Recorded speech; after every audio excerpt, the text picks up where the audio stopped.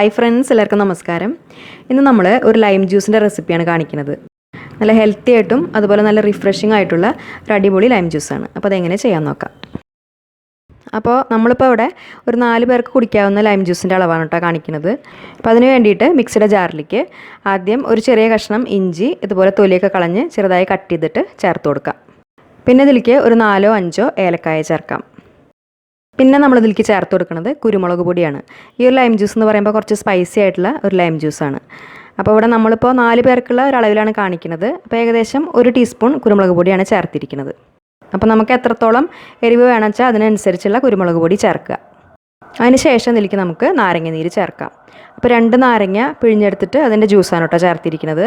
അപ്പോൾ ലെമൺ ജ്യൂസിൻ്റെ അളവ് അതെ നമുക്ക് എത്രത്തോളം പുളി വേണം നോക്കിയിട്ട് അതിനനുസരിച്ച് ചേർത്ത് കൊടുക്കുക. അതിനുശേഷം ഇതിലേക്ക് ഏകദേശം 1 കപ്പ് നല്ല തണുത്ത വെള്ളം ഒഴിച്ചു കൊടുത്തിട്ട് ആദ്യം ഇതെല്ലാം കൂടിയിട്ട് നന്നായിട്ടൊന്ന് അടിച്ചെടുക്കുക. ആ ഏലക്കായും ഇഞ്ചിയൊക്കെ നന്നായിട്ടൊന്ന് അരയണം, ആ രീതിയിലൊന്ന് അരച്ചെടുക്കുക. എന്നിട്ട് നമുക്കിതിലേക്ക് മധുരം ചേർത്ത് കൊടുക്കാം. അപ്പോൾ മധുരത്തിനായിട്ട് നമ്മൾ എടുത്തിരിക്കുന്നത് ശർക്കരയാണ്. ശർക്കര ഒന്ന് ഉരുക്കിയെടുത്തിട്ടാണ് ചേർക്കുന്നത്.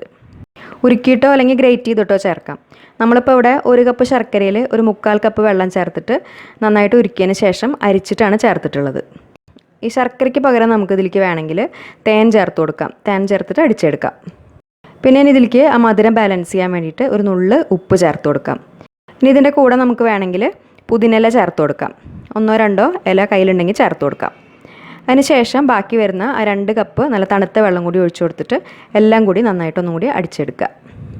എന്നിട്ട് ഇത് ഒന്ന് അരിച്ചെടുത്തതിന് ശേഷം ഒരു സെർവിങ് ഗ്ലാസ്സിലേക്ക് മാറ്റാം. ഇതിനി നമുക്ക് കൂടുതൽ തണുപ്പോട് കൂടിയിട്ട് കഴിക്കണം എന്നുണ്ടെങ്കിൽ ഇതിൽ ഐസ് ക്യൂബ് ചേർത്തിട്ട് അടിച്ചെടുക്കാം. അതിന് ശേഷം അവസാനം നമ്മളിതിലേക്ക് കുറച്ച് കസ്കസ് ഒന്ന് വെള്ളത്തിൽ കുതിർത്തെടുത്തിട്ടുണ്ടായിരുന്നു. അതൊരു 2-3 ടേബിൾ സ്പൂൺ വീതം ഇട്ട് കൊടുക്കാം. അപ്പോൾ ഇത്രയേ ഉള്ളൂ. അത്യാവശ്യം നല്ല എരിവും പുളിയും മധുരം എല്ലാം കൂടി ചേർന്നിട്ട് അടിപൊളി ടേസ്റ്റാണിത് കുടിക്കാൻ.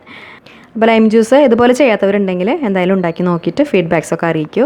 പിന്നെ ഈ വീഡിയോ നിങ്ങൾക്ക് ഇഷ്ടപ്പെട്ടാൽ ലൈക്ക് ചെയ്യാനും ഷെയർ ചെയ്യാനും കമൻറ്റ് ചെയ്യാനും മറക്കരുത്. അതുപോലെ നമ്മുടെ ചാനൽ ഇതുവരെ സബ്സ്ക്രൈബ് ചെയ്യാത്തവർ സബ്സ്ക്രൈബ് ചെയ്യാനും മറക്കരുത്. നല്ലൊരു റെസിപ്പി വീഡിയോ ആയിട്ട് വീണ്ടും കാണാം. താങ്ക്